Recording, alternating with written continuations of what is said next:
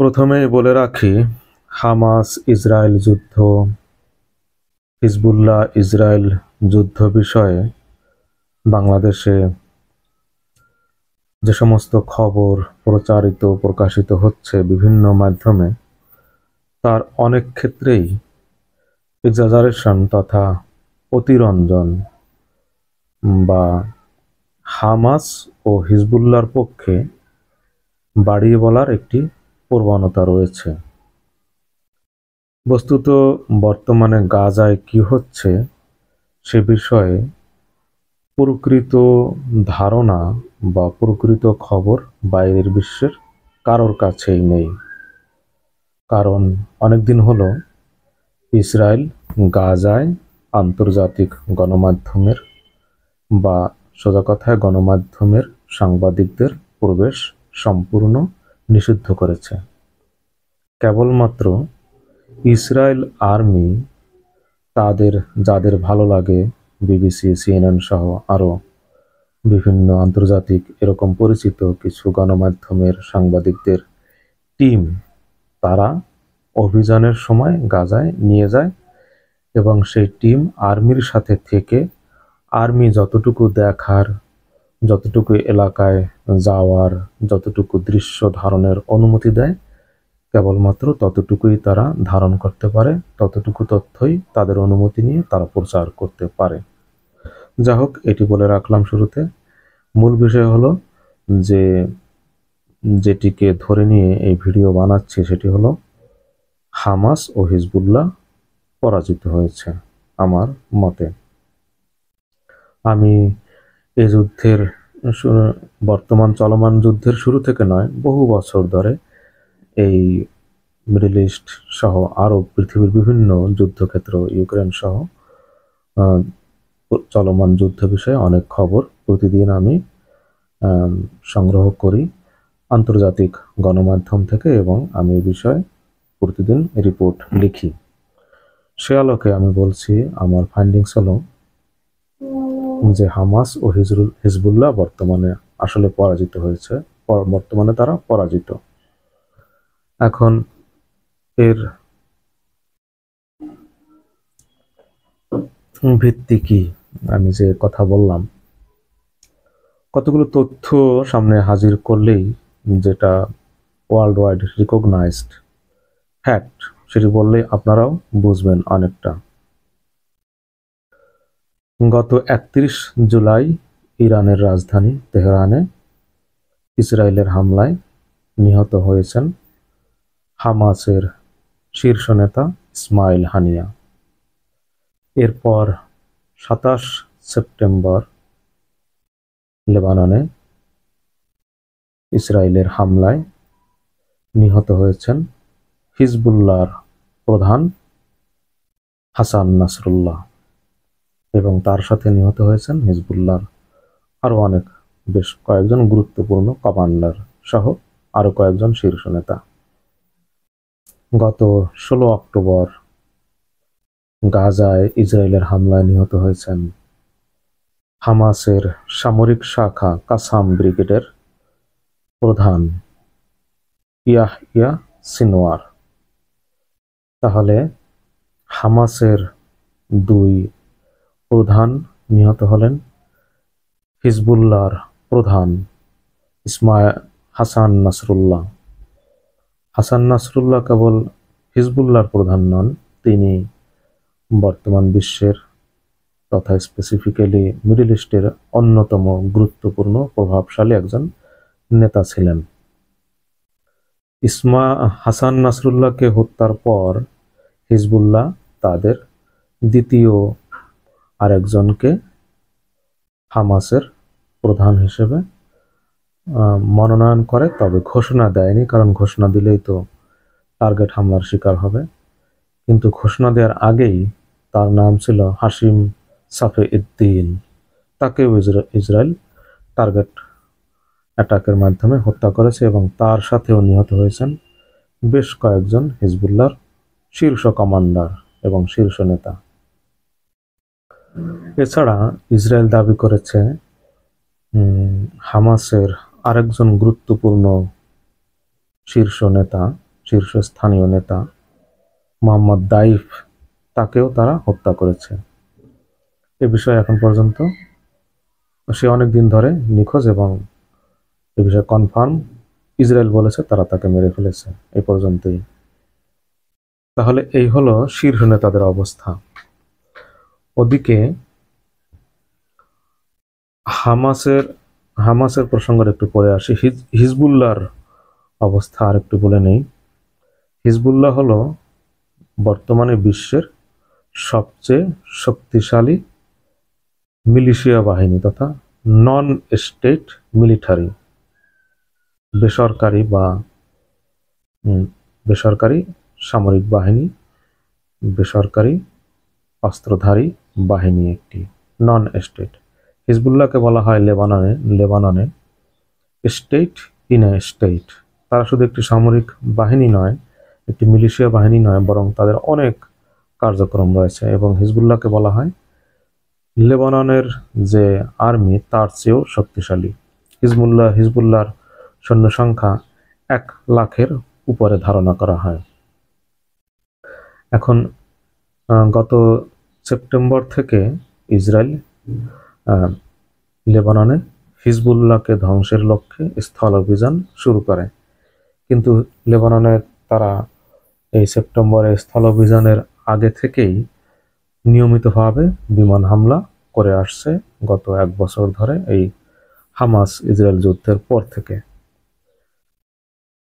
সেই হামলায়ও তারা অনেক হিজবুল্লাহর কমান্ডারকে হত্যা করেছে। কিন্তু এই স্থল অভিযান শুরুর পর থেকে, সেপ্টেম্বরের শুরু থেকে, তারা তো ইসরায়েলের টার্গেট হামলায় হিজবুল্লাহর 50-এর অধিক, এখন পর্যন্ত আমি যে রিপোর্ট প্রতিদিন তৈরি করি তার হিসেবে 50-এর উপরে হিজবুল্লাহর শীর্ষস্থানীয় কমান্ডার, খুবই গুরুত্বপূর্ণ যারা, তারা নিহত হয়েছে ইসরায়েলের হামলায়। তাহলে একটি আর্মির কতজনই বা কমান্ডার থাকে আসলে? তাহলে টপ সব কমান্ডার নিহত হয়েছে। এবং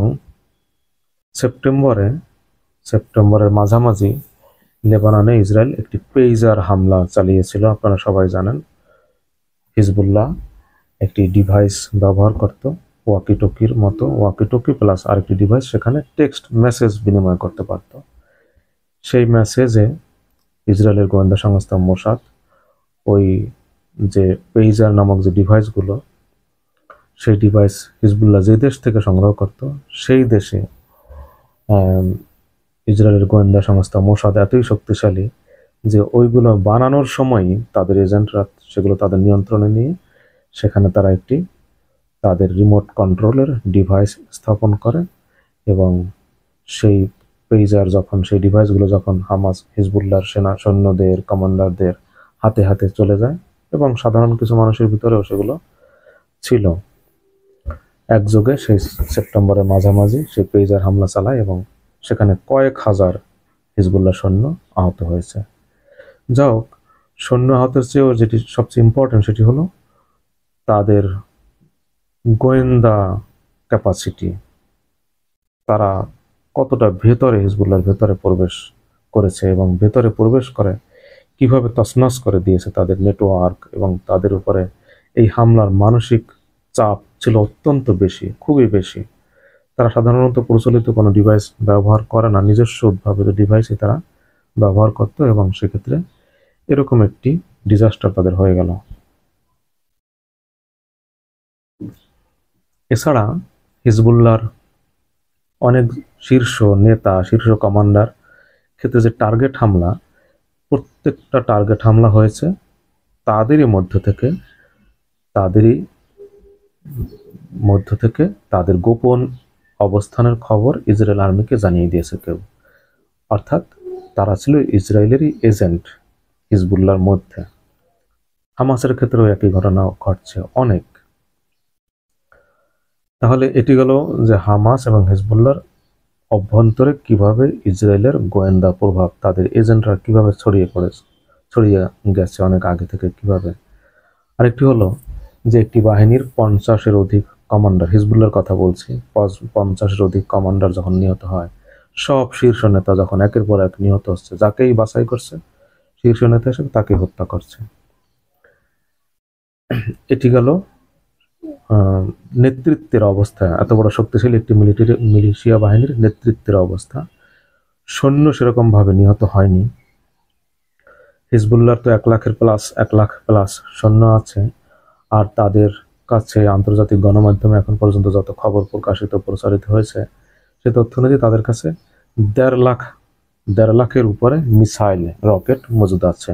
এর মধ্যে অনেক মিসাইল শক্তিশালী আছে।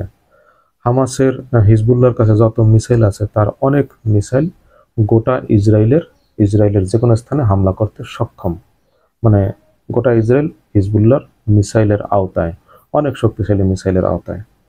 কিন্তু যতই শক্তিশালী হোক সে মিসাইল, এসব মিসাইল আসলে ইসরায়েলকে কিছুই করতে পারেনি, ভবিষ্যতেও, মানে নিকট ভবিষ্যতেও পারবে না।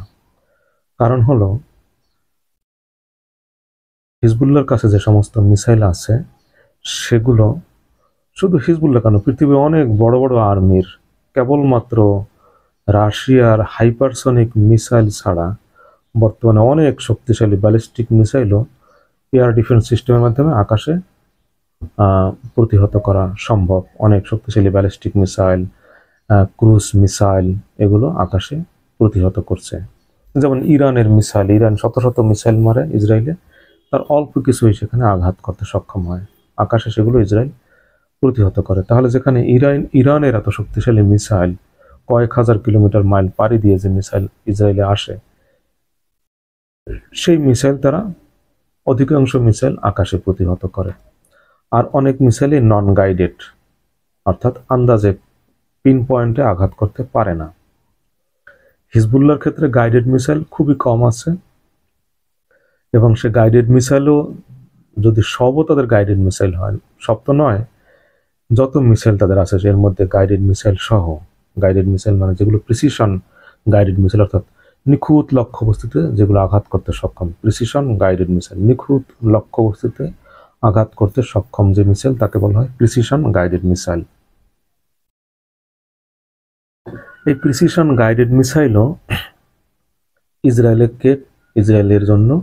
ইসরায়েলকে আঘাত করার জন্য যথেষ্ট নয়।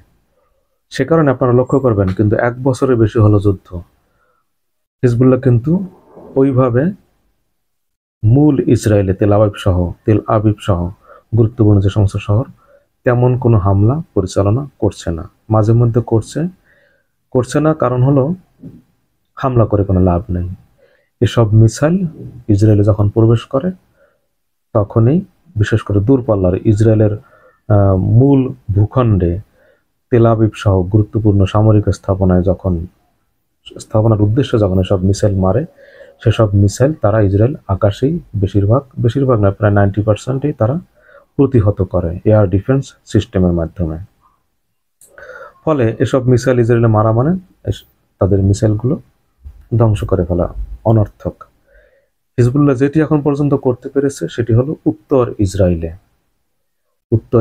অর্থাৎ সেটাও ইসরায়েল তো না, ফিলিস্তিন, লেবানন এবং জর্ডানের যে সমস্ত এলাকা দখল করে উত্তর ইসরায়েল নামে পরিচিত, সেই সমস্ত উত্তর ইসরায়েলে তারা নিয়মিত ইতিমধ্যে কয়েক হাজার মিসাইল তারা উত্তর ইসরায়েলের বিভিন্ন সেটেলমেন্টে, বসতি এলাকায় ছুড়েছে, এবং সেখানে অনেক লক্ষ্যবস্তুতে অনেক মিসাইল আঘাত করেছে। উত্তর ইসরায়েলে অনেক ক্ষতি তারা করেছে, এটি সত্য। উত্তর ইসরায়েল বর্তমানে বলতে পারেন লণ্ডভণ্ড, তছনছ হয়ে গেছে হিজবুল্লাহর হামলায়। এখন উত্তর ইসরায়েল লণ্ডভণ্ড, তছনছ যাই হোক না কেন, এতে ইসরায়েলের কিছুই যায় আসে না। কারণ যেখানে গোটা বিশ্ব, গোটা ওয়েস্টার্ন ওয়ার্ল্ড ইসরায়েলকে বানের মতো অর্থ দিয়ে সহায়তা করছে, সেখানে এই সমস্ত সেটেলমেন্ট রিবিল্ড করা তাদের জন্য 1-2 এর ব্যাপার। কেবল যুক্তরাষ্ট্র প্রতি বছর ইসরায়েলকে $4 বিলিয়ন, আগে ছিল এটি $3.5 বিলিয়ন, বর্তমানে $4 বিলিয়ন সামরিক খাতে সহায়তা দিয়ে থাকে। সহায়তা উইদাউট এনি কন্ডিশন ঋণ টিন না, একদম ফ্রি যেটি বলেন দিয়ে দেয় ইসরায়েলকে। প্রতি বছর কয়েক যুগ ধরে এই সহায়তা যুক্তরাষ্ট্র ইসরায়েলকে দিয়ে আসছে। $4 বিলিয়ন, বাংলাদেশি টাকা বলতে পারেন 50,000 কোটি টাকা বছরে শুধুমাত্র সামরিক খাতে ইসরায়েলকে দিয়ে থাকে যুক্তরাষ্ট্র। এছাড়া এটা সরকারি হিসাব, বেসরকারিভাবে এবং সরকারিভাবে আরও যে কত সহায়তা যুক্তরাষ্ট্র ইসরায়েলকে দেয় তার কোনো ইয়ত্তা নেই। কেবলমাত্র এই এই এক বছরে হামাসের সঙ্গে যুদ্ধের কারণে যুক্তরাষ্ট্র ইতিমধ্যে ইসরায়েলকে $20 বিলিয়ন অধিক সহায়তা দিয়ে ফেলেছে, অস্ত্র বাবদ দিয়েছে।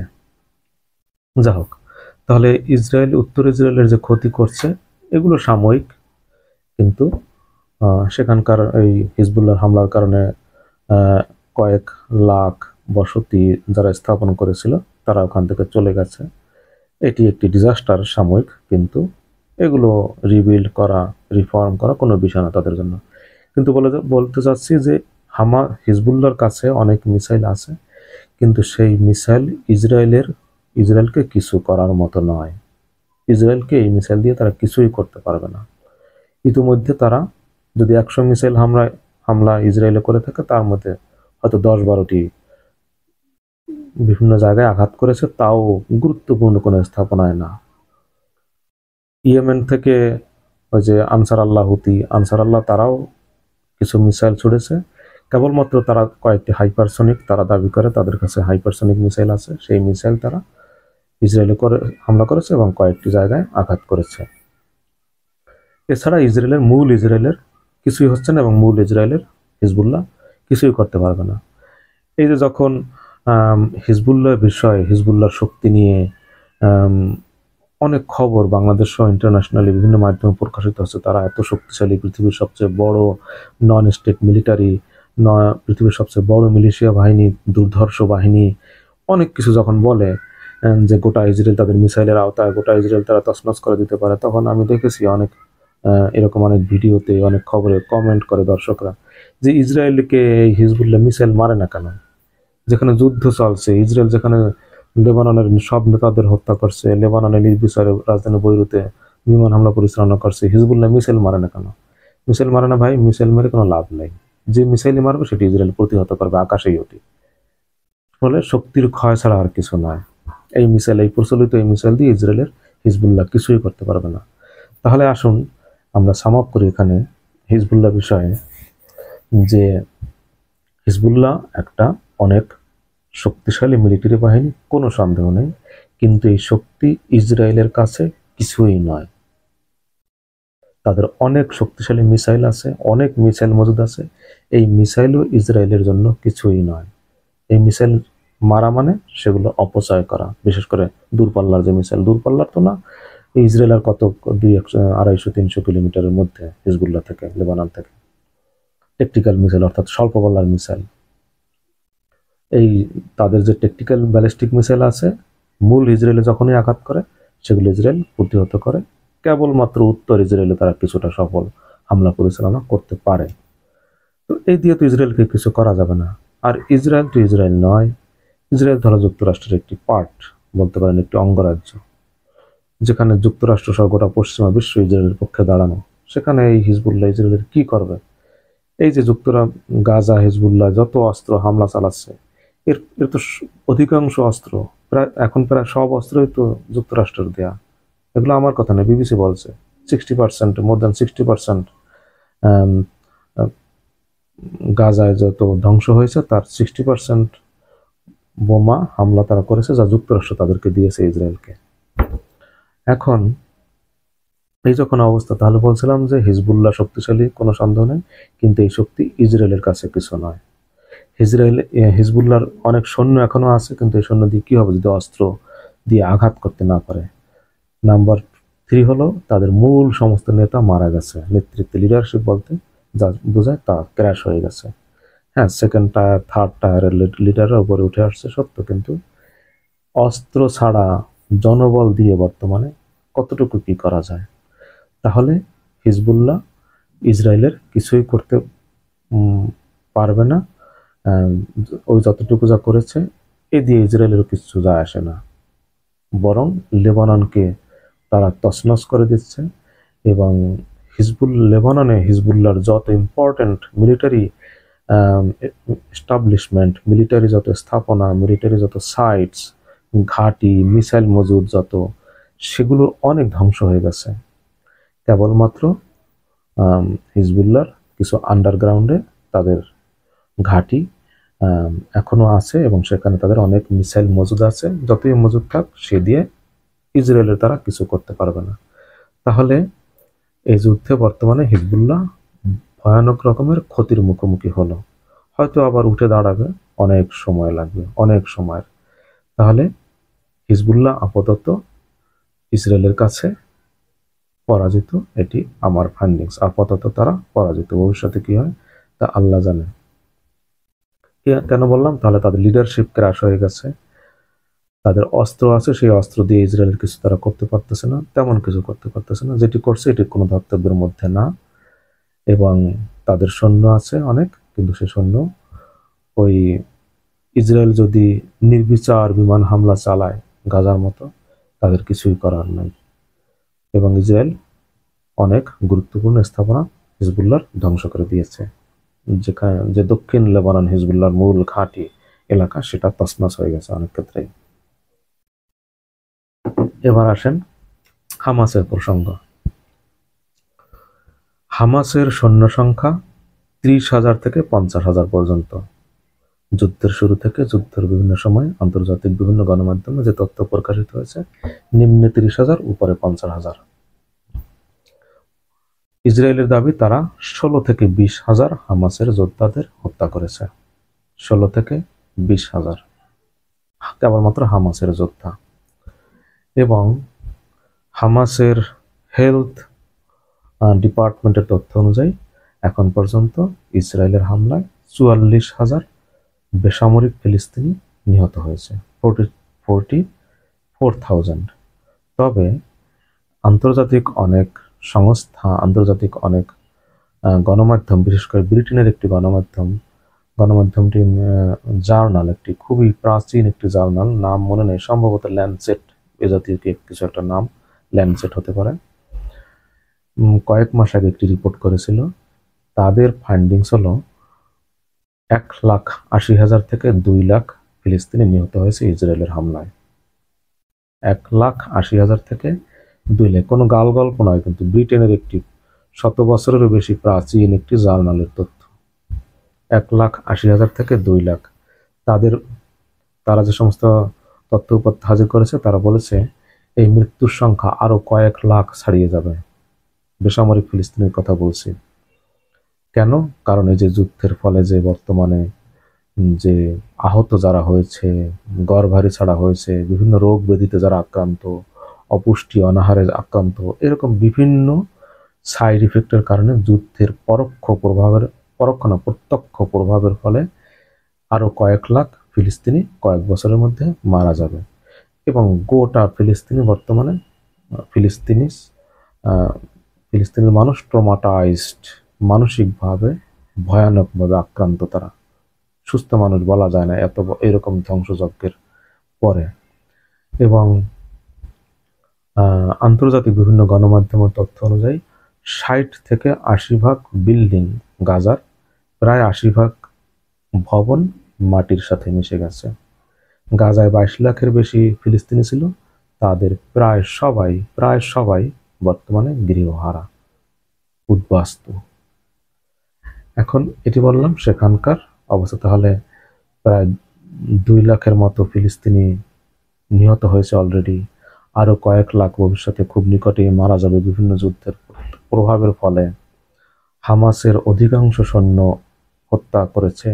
ইসরায়েলের দাবি যে একেবারে ফেলে দেওয়ার মতো নয়, তার প্রমাণ হলো এখন কিন্তু আর ওইরকম ভাবে গাজায় ইসরায়েল আর্মির বিরুদ্ধে হামাসের প্রতিরোধের খবর পাওয়া যাচ্ছে না। সপ্তাহে 1-2টি বড় অভিযানের খবর পাওয়া যাচ্ছে এবং সেখানে কয়েকজন করে ইসরায়েলি আর্মি নিহতের দাবি তারা করছে। ইসরায়েলও স্বীকার করছে, হ্যাঁ, মাঝে মধ্যে কয়েকজন করে তাদের সৈন্য মারা যাচ্ছে।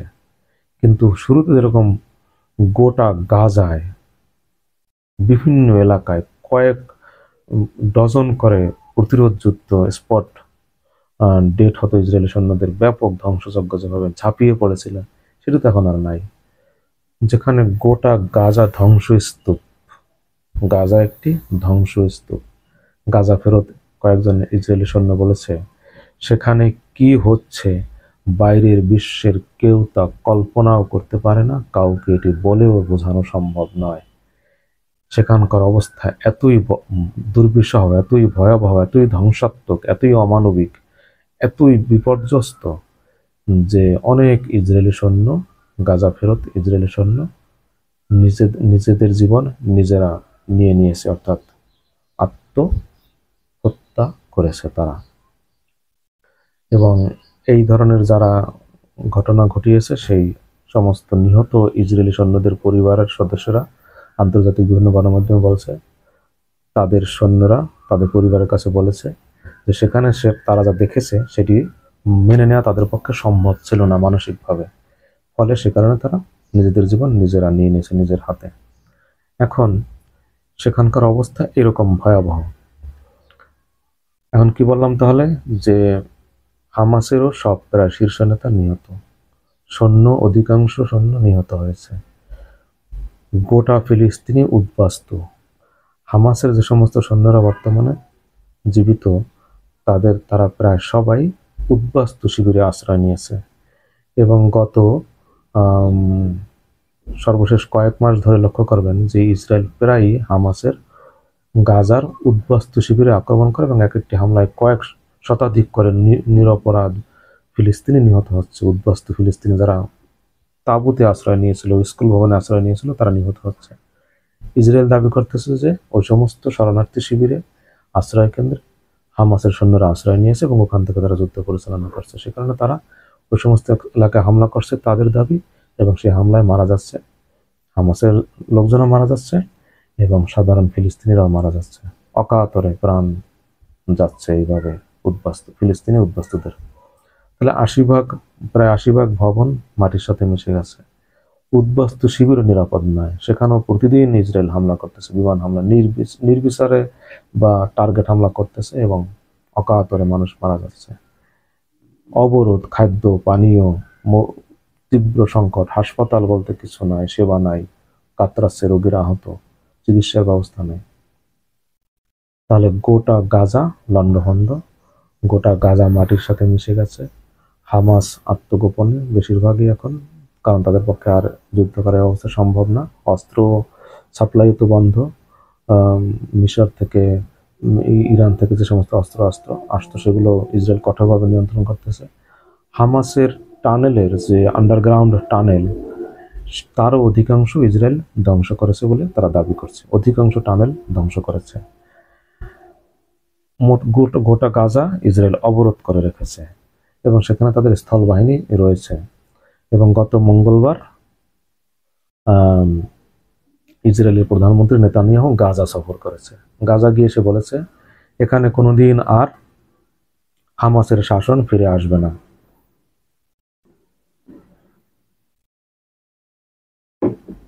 গাজা এখন থেকে আমাদের নিয়ন্ত্রণে, আমাদের দখলে, এবং হামাসের বিলুপ্তি। এবং তিনি বলেছেন হামাসের সাথে কোনো ধরনের যুদ্ধবিরতি হবে না, হামাসকে আমরা সম্পূর্ণরূপে ধ্বংস করি তবে এই যুদ্ধ আমরা বন্ধ করব। অতীতেও বারবার বলেছে, গত মঙ্গলবার গাজা সফরে গিয়ে সর্বশেষ এটি বলেছে। তাহলে গাজা এখন কন্ট্রোল করছে ইসরায়েল, ফ্যাক্ট। হামাসের সৈন্যরা আশ্রয় কেন্দ্রে অনেকে আশ্রয় নিয়েছে, বিচ্ছিন্নভাবে কিছু হামলা এখনো পরিচালনা করছে, এবং পশ্চিম তীরেও অনেক হামাস হামলা করছে। এবং ট্রাম্প বিজয়ের পরে পশ্চিম তীরে যে ইহুদি সেটলার বসতি স্থাপনকারী, তারা নতুন করে হামলা বাড়িয়ে দিয়েছে ফিলিস্তিনিদের উপরে। তাহলে এই যখন ফ্যাক্ট, তাহলে আপনাদের কি মনে হয় হামাস পরাজিত কিনা, হিজবুল্লাহ আপাতত পরাজিত কিনা? হয়তো আবার উঠে আসবে হামাসও, হয়তো আবার, কিন্তু সময় সাপেক্ষ। কিন্তু আপাতত গোটা গাজা এখন ইসরায়েলের কন্ট্রোলে। এবং আমি আরেকটি ভিডিওতে বলেছিলাম যে ইসরায়েল দাউদ সুলাইমানের রাজত্ব স্থাপন করতে চায়, এবং ইসরায়েলের বর্তমান টার্গেট হলো গাজা তারা দখলে নেবে সম্পূর্ণ, তারা কন্ট্রোল করবে। যখন পশ্চিম তীরকে গাজাকে যেভাবে তারা কন্ট্রোল করে, আপনারা শুনে অবাক হবেন। এ বিষয়ে আরেকটি ভিডিও করবো আলাদা, যে আসলে ফিলিস্তিন রাষ্ট্র বলতে কিছু নাই। ফিলিস্তিন রাষ্ট্র বলতে যে ভূখণ্ড, সেটি কোথায়?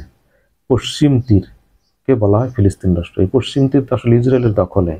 সেখানে ফিলিস্তিনিদের যে ফিলিস্তিন রাষ্ট্র, তাদের কোনো আর্মি নেই, সেখানে তাদের কেবলমাত্র পুলিশ আছে। তাহলে পশ্চিম তীরে ইসরায়েলি সেনা মোতায়েন সেই 1967 সাল থেকে। সেখানে 67 সাল থেকে আজ পর্যন্ত পশ্চিম তীরে ফিলিস্তিনিদের ঘরবাড়ি উচ্ছেদ করে, ফিলিস্তিনিদের ঘরবাড়ি থেকে উচ্ছেদ করে প্রায় 8 থেকে 9 লাখ ইহুদি সেখানে বসতি স্থাপন করছে। তাহলে ইসরায়েল কন্ট্রোল করতেছে। আর পশ্চিম তীরে যে ফিলিস্তিনি যে আগে ইয়াসির আরাফাতের যে সরকার ছিল, বর্তমানে ইয়াসির আরাফাতের উত্তর সেই মাহমুদ আব্বাস, এরা তো মূলত ইসরায়েল এবং যুক্তরাষ্ট্রের দালাল সরকার আসলে। সে কারণেই তো তাদের এই দালালির কারণেই তো হামাস তাদের থেকে আলাদা হয়ে তাদের বিরুদ্ধে যুদ্ধ করে গাজাকে কন্ট্রোলে নিয়েছে তারা।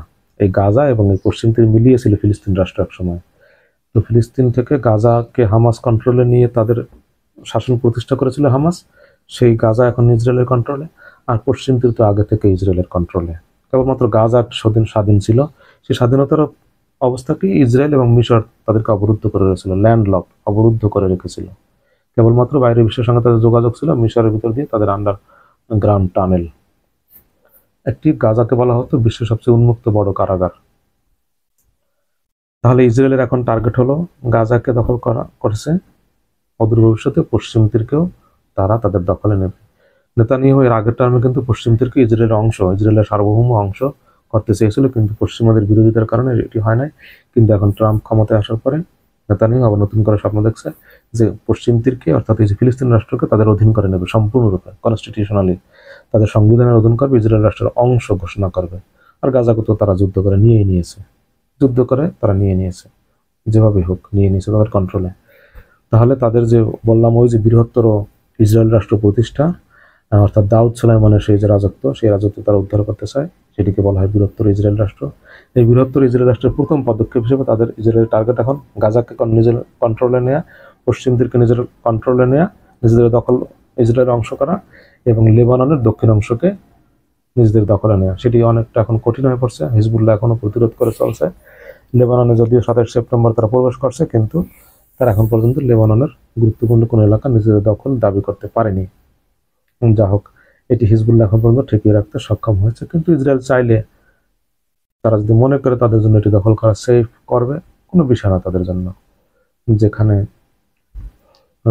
যুক্তরাষ্ট্র তারা গাজার মতো এরকম ধ্বংস করে দিয়ে দখল করবে, কার কি করার আছে? কেউ তো কিছু বলছে না তাদেরকে, তারা যা ইচ্ছে তাই করতেছে, গোটা বিশ্ব তাকিয়ে তাকিয়ে দেখছে। এখন শক্তির জোরে তারা এটি করছে। ফলে প্রথম টার্গেট বৃহত্তর ইসরায়েল রাষ্ট্রের, তাদের লক্ষ্য গাজা এবং ফিলিস্তিন বলতে, গাজা পশ্চিম তীর বলতে, ফিলিস্তিন রাষ্ট্র বলতে কিছু থাকবে না। গাজাকে কন্ট্রোলে নিল, পশ্চিম তীরও তাদের কন্ট্রোলে আছে। এখন আনুষ্ঠানিকভাবে ইসরায়েল রাষ্ট্রের অংশ ঘোষণা শুধু বাকি আছে। সেটি আগেই করতে চেয়েছিল, এবার ট্রাম্পে যেহেতু আসছে তারা উল্লসিত, তারা করতে পারে। এবং দক্ষিণ লেবাননও তাদের দখলে নেওয়া টার্গেট বৃহত্তর ইসরায়েল রাষ্ট্র প্রতিষ্ঠার লক্ষ্যে।